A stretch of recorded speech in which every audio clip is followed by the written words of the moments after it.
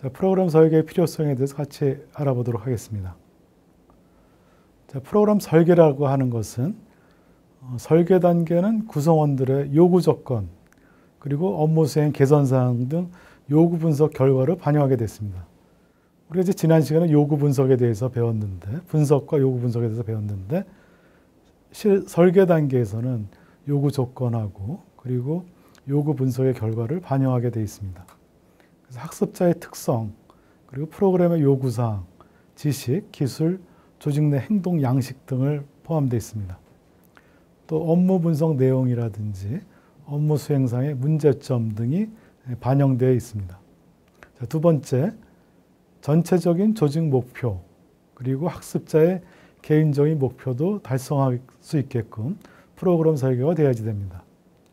즉, 서로 윈윈이 되어야 되겠죠. 조직 목표하고 개인적 목적도 달성해야지 된다라는 부분이 중요한 부분이라고 볼 수 있습니다. 자, 프로그램 설계 세 번째, 교육 훈련의 실용성 그리고 유효성 증대에 기여해야지 됩니다. 자, 이를 위해서는 교육 훈련 기능에 대한 경영자의 강력한 지원이 필요할 것입니다.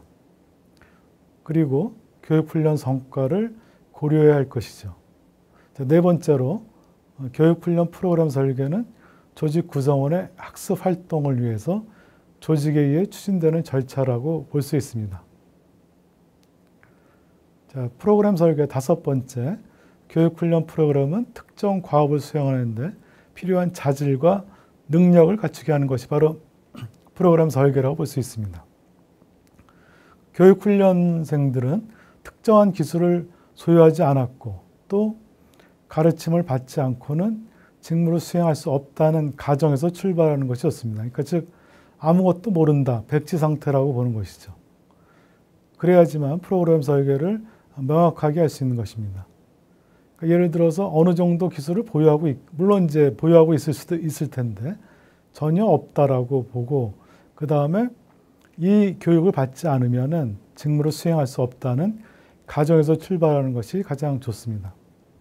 자, 프로그램 설계 여섯 번째, 태도하고 행동의 변화에도 역점을 두고 설계하는 것이 필요할 것입니다. 자, 일곱 번째, 교육 훈련 프로그램 설계 시에 담당 강사의 역할 중요성을 다뤄야 되는 것입니다. 자, 강사라든지 교수 활동은 계획 활동과 학습 활동을 연결하는 어떤 촉매 역할을 하기 때문에 상당히 중요하다.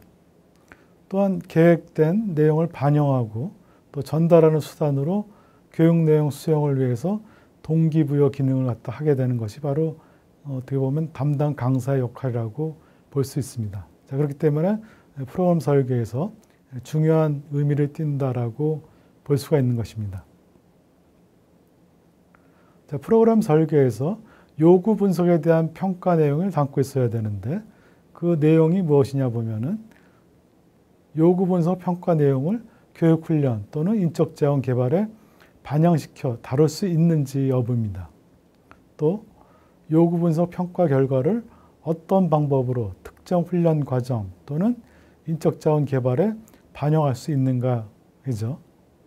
그리고 만일 교육 훈련이 필요하다면은 프로그램을 자체 개발할 것인지 아니면은 구입할 것인지에 대한 의사결정을 어떻게 할 것인가에 대해서 그런 평가 내용이 있어야 됩니다.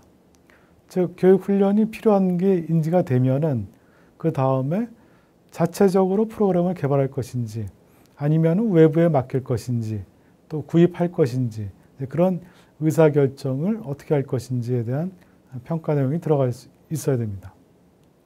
또한 이런 특정한 교육 훈련 또는 개발 프로젝트를 담당할 수 있는 트레이너가 누구인지를 갖다가 평가 내용에 담아야 되겠죠.